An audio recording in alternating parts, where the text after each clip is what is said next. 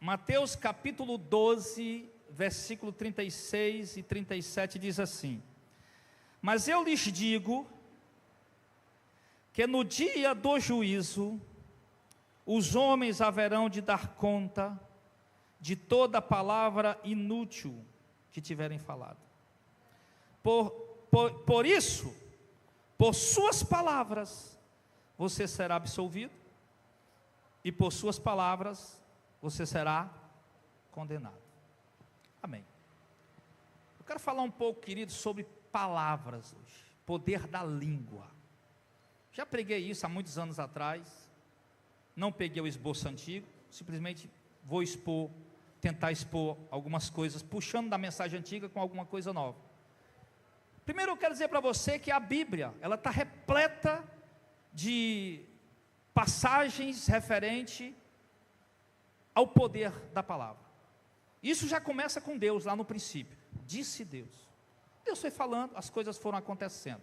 Ali você já vê lá no princípio, o verbo em ação, que depois se fez carne, é o nosso próprio Senhor. Mas você vê Deus realizando, operando as coisas através da palavra. Deus deu ao homem o dom, a virtude, o poder da palavra. As passagens referentes na Bíblia, por exemplo, lá em Provérbios, capítulo 15, lá no verso 1 e 2, ele diz: a resposta calma desvia o furor, mas a palavra dura desperta a ira, falando que a palavra tem poder de mexer nos sentimentos das pessoas. E ele diz que, capítulo 16 de Provérbios, verso 4, a palavra agradável é como um favo de mel, doce para a alma, medicina para os ossos. Então, se a palavra agradável é medicina para o corpo, a palavra desagradável é veneno, é ruína para o corpo. A Bíblia vai mostrar, irmãos, o poder da palavra. O apóstolo Tiago, lá no capítulo 3, ele usa uma passagem muito importante lá, falando só sobre o poder da língua. Ele chega a comparar a língua como um leme de um navio. Já viu o tamanho do navio? Eu nunca fui olhar um navio ali no porto, mas eu já vi na internet. É gigante. E um leme bem pequenininho comanda aquele navio para onde ele vai. Tiago também compara a língua, falando isso aí, dizendo que a língua pode dar o curso à vida do indivíduo. Você vai seguir o curso na tua vida daquilo que você fala. Ele mostra também que a língua, ela é também como um tipo de alguma coisa plantada, que se colhe. Ele chega a dizer que as palavras, ou a língua, as palavras, elas chegam a comparar com árvore boa, uma mangueira que produz manga, uma goiabeira que produz goiaba. Ele chega a comparar palavras também com água, com fonte de água. Uma água onde você precisa beber dela. Uma fonte que jorra água amarga e uma fonte que jorra água doce. A palavra, irmãos, as palavras, ela faz parte da história da humanidade desde o princípio. Através dela os homens fecham negócio. Através dela as pessoas se tornam amigas. Através da palavra as pessoas se tornam inimigas. As pessoas criam rixa uns com os outros. As pessoas despertam fúria através da palavra, ao ponto de um indivíduo tirar até a vida do outro por causa de algo que foi dito. Tão poder tem as palavras de um indivíduo. Se você disser para a mulher: irmã, seu cabelo está muito bonito, parabéns, ela vai se sentir muito vaidosa, muito bem, vai se sentir muito legal naquele dia. Mas se você disser: irmã, você está muito feia, seu cabelo está isso, está aquilo outro, ela vai se sentir para baixo. Porque a palavra, como o próprio texto diz aqui, ela é doce ou pode ser amarga. Ela pode jogar alguém para cima, deixar alguém bem, estado de espírito, como jogar alguém para baixo. Quantos de nós aqui, talvez, em dado momento, a gente não já sentiu bem com alguma palavra boa que falaram para a gente, Por exemplo, Jardel Fernandes, como você canta bem, como você canta dentro do ritmo, como você canta bem afinado. Se bem que eu não escuto essas coisas, pessoal, estou brincando, mas assim, como você dizer para o irmão, um elogio para o irmão. Quantas vezes você já recebeu elogio, uma palavra boa, que te incentivou a fazer mais, te incentivou a se dedicar, por causa de uma palavra. Por causa de uma palavra você foi se olhar no espelho para ver se realmente estava mais legal. Por causa de uma palavra, você começou a se cuidar melhor, você começou a se levantar cedo, fazer exercício, ir trabalhar com mais vigor. Por causa de uma palavra, você se animou-se para ir realizar alguma coisa que você estava com medo de realizar, ou estava frustrado para realizar. Mas também por causa de uma palavra, eu tenho certeza que todos vocês aqui, sem exceção, por causa de uma única palavra, você também já ficou para baixo. Também já chorou embaixo do chuveiro, ou já chorou pilotando a moto, ou dirigindo o carro, ou já chorou por causa de uma palavra, você já foi deitar angustiado, foi deitar triste, com o coração amargurado. Por causa de uma palavra, você já sentiu a pior pessoa do mundo, o infeliz mais podre dessa terra. A palavra, irmão, ela é importante demais. Ela tem muita influência, muito poder na vida das pessoas. Mas eu quero aqui, antes de dar sequência, desmistificar alguma coisa em relação à palavra, porque as pessoas querem dizer, olha, a palavra tem poder. De fato, a palavra tem poder. Criaram até uma doutrina chamada confissão positiva. Só que essa doutrina da confissão positiva, ela não tem nada a ver, biblicamente, com o poder da palavra. Não tem nada a ver. Porque eu vou lhe mostrar aqui o seguinte, o que é a confissão positiva? O Auricélio está com dor de cabeça, eu faço aqui uma oração, e digo, eu repreendo esta dor de cabeça em nome de Jesus. Mas como aqui na igreja eu ensino, Deus me livre, está repreendido, né? Figuradamente. Como aqui na igreja eu ensino a confissão positiva, o Auricélio vai entender uma coisa. Quando eu orar, dizer que eu repreendi a dor de cabeça, e eu perguntar, Auricélio, a dor de cabeça, ele vai ter que dizer que ela foi embora, mesmo que continue doendo. Porque a confissão positiva diz que se eu disser que a dor continua, ela não vai sair. Mas eu tenho que dizer, ela foi embora, eu já estou curado em nome de Jesus. E com essa confissão positiva, você acredita que o milagre vai acontecer. O câncer, irmão, você está curado do câncer em nome de Jesus. Cadê? Você ainda está sentindo alguma coisa? O cara está cheio de dor, sentindo tudo. Eles não estou sentindo mais nada, eu estou curado. Porque ele acredita, pela doutrina da confissão positiva, que se ele disser que continua sentindo a dor, ele não vai ser curado. Ele tem que dizer que saiu, que foi embora. E com isso os falsos profetas vão ganhando crédito e o povo continua doente, dando dinheiro para eles baseado nesses testemunhos falsos. Diferente daquele cego que Jesus foi curar, passou alguma coisa nos olhos dele e disse, aí você está curado? Não, senhor, eu ainda estou enxergando ruim, estou vendo os homens igual árvore por aí andando. Jesus foi lá, orou de novo, fez lá alguma coisa, o homem ficou curado. Porque não tem confissão positiva, não existe isso. Mas as palavras, elas têm poder sim.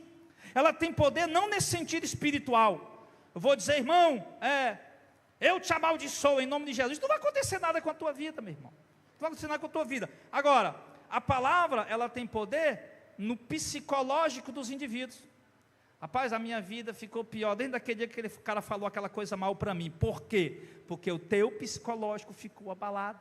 Rapaz, eu fui na igreja e a profeta disse que eu ia morrer, que viu eu dentro de um caixão. Dentro daquele dia a pessoa perdeu a paz. Tem gente, irmão, eu já ouvi gente falar isso para mim. Irmão, eu fui na igreja, pastor, e o pastor lá disse na igreja lá, quem não der o dízimo, o devorador vai na sua casa, vai falar, pastor, eu vim aqui para você orar por mim. Aconteceu comigo. Eu vim aqui para você orar por mim, porque eu estou apavorado desde aquele dia. Eu falei, irmão, pelo amor de Deus, as palavras não têm poder dessa forma, irmão, mas tem um poder de causar isso, medo, pavor, terror, alegria, paz, tranquilidade. É tão bom quando a gente chega e diz, irmão, bora lá que eu vou contigo e nós vamos resolver esse negócio em nome de Jesus. Mas do mesmo jeito é pior dizer, rapaz, não vai dar certo, vai se lascar com esse negócio. Ela tem um poder, você vê, no psicológico do indivíduo. Psicológico do indivíduo. Então, aqui, entendendo isso, entendendo essas coisas, eu quero dizer para você o seguinte, que nós temos que usar com muita cautela, aprender a partir de hoje. Eu mesmo confesso para você, Tiago falou aqui, que você bota cabresto na boca do cavalo. Como é o nome daquele ferro, Márcio? O Márcio que é vaqueiro. Aquele ferro que bota na boca, é o bride? Bridão, né? Você bota o cabresto com bride na boca do cavalo, você tange ele para onde você quer. Só pela boca. Então, até um cavalo a gente domina pela boca. Mas nós, muitas vezes, não conseguimos dominar a nossa língua. Porque uma coisa eu vou te dizer, alguém pode até te ajudar, pegar na tua mão e te ajudar a fazer alguma coisa, mas para dominar a tua língua, aí, meu irmão, é só você que vai poder fazer isso. Porque nós, diante dos textos que nós estamos vendo aqui hoje, nós precisamos aprender a usar a nossa língua, a medir as nossas palavras. Isso aqui é um exemplo. Exemplos práticos agora mais atuais. Tem pessoas que vão usar a sua palavra de forma tão maliciosa. Pessoas que não podem fazer o mal contra o outro, mas ele vai usar a palavra só com o intuito de ferir aquela pessoa. Rapaz, eu não posso fazer isso, eu não posso fazer aquilo, mas eu vou dizer uma palavra com o objetivo de ferir, com o objetivo de jogar para baixo. Tem gente, irmão, que faz isso. A pessoa tem tanta raiva de você, ou sei lá o que, tanto contra você, que ele não pode, né, mudar a coisa que ele não gosta em você. Ele, mas pelo menos uma mágoa eu vou colocar no coração dele. Vou jogar ele para baixo com essa palavra aqui. Tem gente maliciosa para fazer isso. Jesus falou para nós o seguinte, irmãos. Falou lá para os líderes. Por quê? Os líderes tinham blasfemado. Você está expulsando demônio pelo poder do diabo e do Satanás, do Beelzebul e tal. Aí foi lá, Jesus trouxe toda uma explicação ali da situação. E depois Jesus deixou esse alerta. Para nós tomarmos cuidado com nossas palavras. Inclusive, quando você lê o contexto aqui, depois você pega aí e lê o contexto, você vai perceber que Jesus está usando o termo palavras aqui nesse momento, como obras. Porque obras, geralmente, a gente coloca no rol de obras só as coisas que a gente faz com as mãos. Você pega isso aqui, coloca bem acolá, pronto, é obra. Mas aqui Jesus deixa claro, ele coloca palavras no rol de obras. Por exemplo, Paulo ficou preso durante vários anos, e foi aonde Paulo mais produziu para o mundo inteiro, quando ele estava preso apenas usando as palavras. A gente poderia dizer que foi a maior obra que Paulo fez em toda a sua vida. Paulo não fazia ideia que 2000 anos depois nós ia estar aqui, com a câmera filmando, lendo as palavras dele, do homem que disse não se achava digno de ser chamado apóstolo. Então a palavra, irmão, ela também está no rol de obras. A gente sabe que ninguém vai ser salvo porque faz boas obras, mas a gente sabe que as boas obras faz parte da vida do crente salvo, selado com o Espírito Santo, e as más obras faz parte da vida do indivíduo que não tem o Espírito Santo, mesmo que ele seja um religioso, frequentador de igreja, frequentador de culto, mas as más obras o acompanham sempre. E aqui nós vamos incluir hoje o que? As palavras. Ou seja, o crente salvo, selado com o Espírito Santo, ele faz boas obras, tanto na prática de alguma coisa, como no proferir palavras. Porque você pode fazer uma boa obra para alguém, ministrando palavras boas, mas você pode também ao mesmo tempo fazer uma má obra na vida de alguém, ministrando uma palavra ruim. Por exemplo, eu posso destruir uma amizade com palavras. Auricélio, Marcelo disse isso, Auricélio, Marcelo disse isso, Marcelo, Auricélio disse aquilo, jogar os dois contra si, e a amizade dele já não ser mais a mesma, e daqui a um tempo a coisa se desandar, se desmantelar. Você pode atrapalhar até um casamento, já pode atrapalhar até um casamento com palavras, e chegar por malícia, por maldade, por calúnia e mentira, e dizer, eu vi tua mulher beijando o outro, eu vi teu marido beijando o outro, e dependendo de quem está falando isso, essa palavra vai ter muita importância. A gente aprende a nos comportar melhor nos lugares que a gente vai, enfim, mas uma coisa que a gente demora a aprender muitas vezes é a questão do proferir as palavras. Aprenda isso a partir de hoje, que palavras que você profere, elas são medidas por Deus como obras que você faz. Lembre-se que sempre que você for falar alguma coisa, independente para quem para quem seja, você está fazendo uma obra. Sempre, sempre, sempre que você for dizer alguma coisa, que você for falar alguma coisa, você está realizando uma obra, ou uma obra maligna, ou uma obra benigna, ou uma obra santa, ou uma obra diabólica, ou uma obra agradável a Deus, ou uma obra desagradável a Deus. Pelas tuas palavras. Ele está dizendo que não é que nós vamos ser julgados. Eu pintei, bordei, fiz o diabo a quatro, mas eu vou ser julgado só pelas minhas palavras. Não. Quando Jesus disse, pelas tuas palavras tu vais ser julgado, e pelas tuas palavras tu vais ser condenado, e toda palavra mal que o homem disser, vai dar conta dela no dia, toda palavra ociosa, inútil que o homem disser, vai dar conta dela no dia do juízo. O que ele está querendo dizer? Não é que você vai ser julgado só pela palavra, mas que a palavra vai ser contada também. ela vai ser contada também nas obras no dia do julgamento. Agora vamos lá. Nós vivemos numa sociedade, irmão, onde a mentira predomina. Eu parei muito de assistir rádio e eu aprendi a selecionar muito bem as rádios que eu escuto, quando eu não estou ouvindo uma música evangélica boa, ou uma música romântica boa, que eu também gosto, ou quando eu não estou ouvindo, eu vou procurar um noticiário. Eu coloco o noticiário, eu vejo um noticiário, jornalistas, que agora abraçaram uma causa, um partido político, um partido ideológico. E agora tudo que aquele jornalista fala, que aquele jornal fala, está ligado à ideologia que ele abraçou, seja ela de cunho religioso, seja ela de cunho político. Tudo está ligado àquilo, ele fala para defender aquilo, e muitas vezes você percebe o jornalista faltando com a verdade, usando de uma notícia tendenciosa para beneficiar alguém em detrimento de outro. O que é em detrimento de outro? É desprezando o outro, para rebaixar o outro mesmo, para exaltar aquele que você quer. E você vê isso. Aí eu te digo, isso é correto? Claro que não é. O cara diz, as palavras, já Luciano, tu vai ser um jornalista, Marcelo, tu vai ser um jornalista, tu é um crente, tu tem que ser um jornalista com que perfil? Honesto, correto, justo. Dá notícia na medida da sua justiça, usar o argumento na medida da sua justiça. Aí isso eu levo para o lado de um papo que eu estou tendo com meus amigos. Somos pessoas maduras. O pessoal diz, política e religião não se discute. Discute sim. Tudo se discute com inteligência, com sabedoria. Com inteligência e sabedoria, tudo se discute. E você senta numa roda de amigos para debater, por exemplo, sobre política.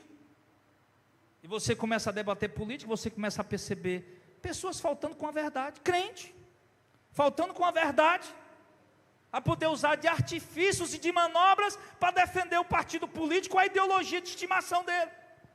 É correto isso? Isso é obra. Você vê líderes pegando trechos da Bíblia para trazer proibição para a igreja, só porque ele quer que seja daquele jeito, e distorcendo a escritura. Ele está fazendo uma obra. Ele está ensinando alguma coisa a alguém, está falando alguma coisa para alguém. Por exemplo, que a gente viu recentemente, um grande pastor de uma grande Assembleia de Deus no Brasil, pegou um texto de Ezequiel e disse aos irmãos, ei irmão, não é para usar barba. Aí lê o texto tal, fulano de tal, aí vai lá o texto que o cara foi ler. Quando Ezequiel pegar a navalha do barbeiro, por isso tu tirou a barba, né? O Davi também tirou a barba também. Aí pegou lá, aí pega a navalha do barbeiro, aí corta o cabelo, corta a barba, não sei o que, raspa o cabelo da perna. Aí o cara usa só o texto da barba, né? Não usa o cabelo das pernas, não usa o cabelo grande, que Ezequiel tinha até trancho, né?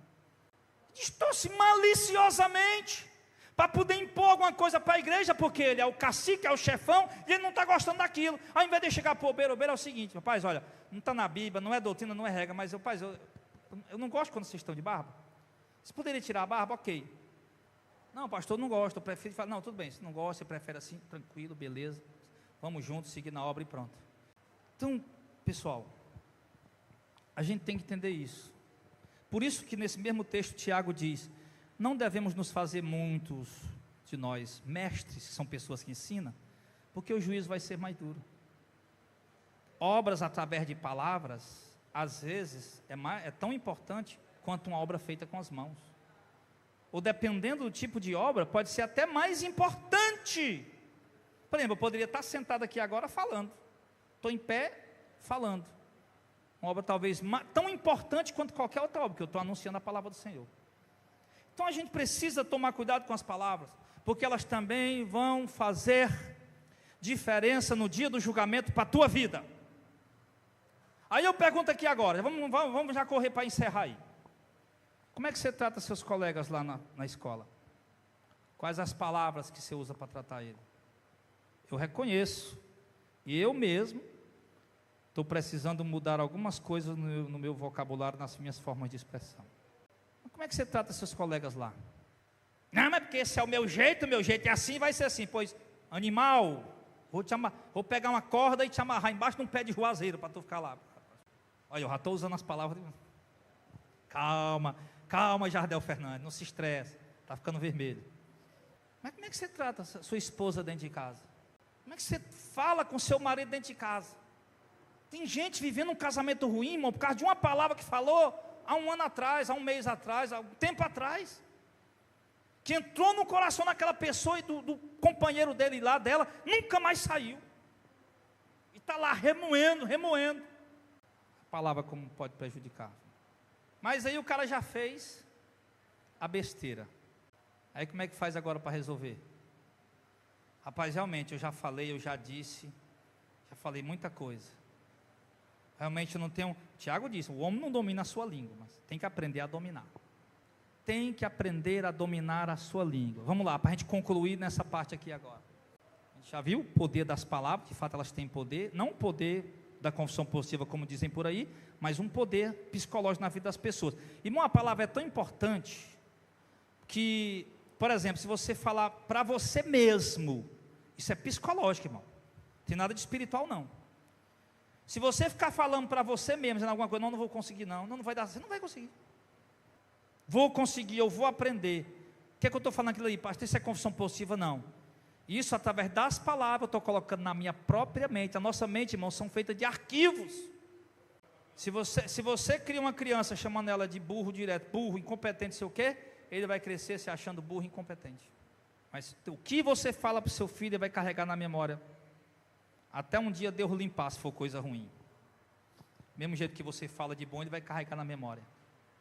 Então você tem que falar para você mesmo. Quando você fala para você mesmo, eu vou conseguir, vai dar certo, eu vou fazer. Você está criando arquivos na sua mente que vai imediatamente criar bons sentimentos e vai te encorajar a ti mesmo. Não é nada de espiritual, pessoal, psicológico. Poder da palavra. Mas se você ficar falando só coisa ruim. Mas por que tem gente que entra em depressão e nunca mais sai? Ela se tranca num quarto e não quer mais sair de lá, não vê ninguém. Por quê?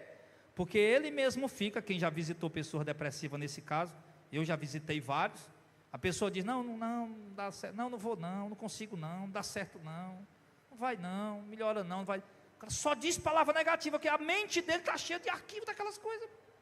Mas se ele começar a mudar aquele vocabulário, começar a dar ouvido às pessoas que falam coisas boas, e começar a falar para ele mesmo, daqui a pouco ele levanta e vai andar por aí e fazer as coisas.